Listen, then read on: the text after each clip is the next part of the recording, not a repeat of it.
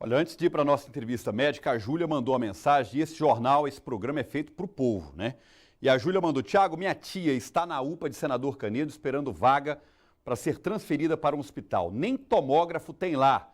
Mandaram ela para o hospital HMAP para fazer o exame e levaram de volta para a UPA e lá agora está esperando vaga para ser transferida e nem sabe quando vai ser liberada a vaga. Ela sofreu um AVC e está lá aguardando. Se puder me ajudar, ficarei muito agradecido. O nome dela é Osinete Dias da Silva, tem 74 anos e a filha Alessandra está com ela. Pessoal, vamos liberar aí, ó, Onisete Dias da Silva, está precisando dessa vaga, vamos agilizar, pelo amor de Deus. Bom, nós vamos agora falar sobre os impactos do coronavírus em obesos e diabéticos. Para tratar do assunto, nós convidamos a médica endocrinologista, a doutora Priscila Moreira. Doutora, é um grande prazer poder falar com a senhora aqui no Jornal da Gazeta, edição do almoço. Boa tarde. Boa tarde, Tiago. Tudo bem com vocês? Eu que agradeço aqui a oportunidade, né, de falar um pouco sobre essa associação tão importante, né, nos dias de hoje e que sempre que a gente consegue trazer um pouco de informação para a população é muito importante. Então, o que mudou na especialidade da senhora, no dia a dia da especialidade médica da senhora, que é tão importante agora com o advento da pandemia, doutora? Na realidade, assim, o que nós tivemos foram os agravos de algumas doenças já existentes, né? Então, pacientes com diabetes, eles tiveram uma maior descompensação daquele quadro clínico deles já, muitas vezes com necessidade de doses maiores de medicação, por exemplo, quem já usa insulina precisando de doses maiores de insulina, ou quem utiliza medicamento via oral, comprimido, precisando passar para a insulina já, e uma dificuldade maior de controle desses níveis glicêmicos, principalmente naqueles pacientes que necessitaram de internação, né? Tanto em enfermaria quanto de UTI. Quanto mais grave o caso, maior a chance de descompensação e maior dificuldade para colocar esses níveis de glicemia, que é o açúcar no sangue, nos níveis adequados. Mais da metade da população brasileira ganhou peso aqui no Brasil nesse período da pandemia. Quais as implicações disso para o crescimento do número de diabetes? É possível que haja também esse crescimento, doutora? Sim, né? Então, a obesidade é uma doença muito séria, né? A gente sempre fala dela e precisa ser tratada assim mesmo. Lembrando, inclusive, que hoje é o dia de combate, né, à obesidade, então é um tema muito importante para ser falado. E durante a pandemia houve mesmo esse ganho de peso, né, mais exacerbado ainda do que a gente já vinha vendo na população. E a gente sabe que algumas doenças, como diabetes, hipertensão, alteração do colesterol, maior risco cardiovascular, têm associação com o aumento do peso, tanto sobrepeso quanto obesidade.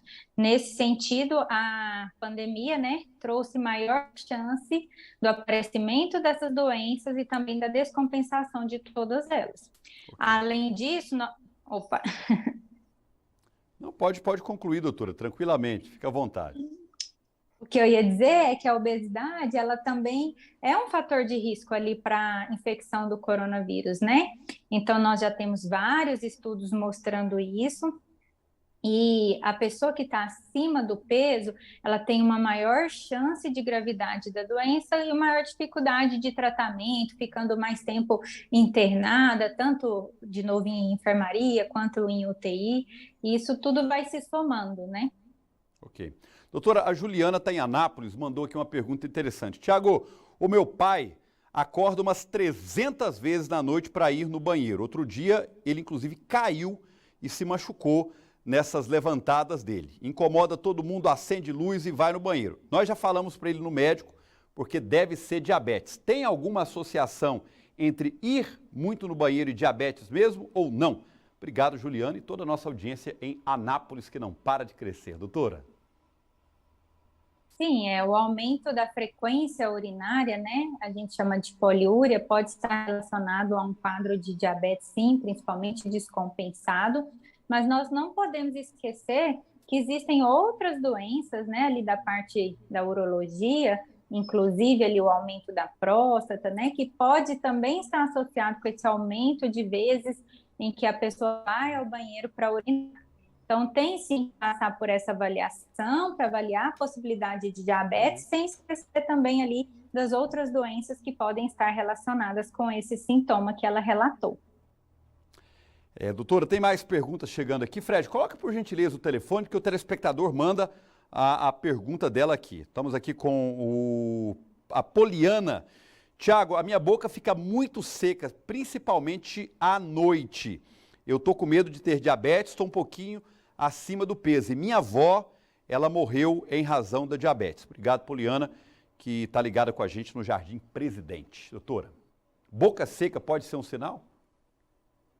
Então, o ponto mais importante de tudo que ele falou aí é a história familiar, né? Então, ter alguém da família, principalmente familiar de primeiro grau, já com diabetes tipo 2, aumenta o risco dessa pessoa ter. Então, ela precisa, sim, passar por um rastreio. Boca seca, ela pode até ser um sintoma relacionado à diabetes, pensando no caso de um paciente que está indo muitas vezes ao banheiro, urinando bastante e não está conseguindo repor esse líquido.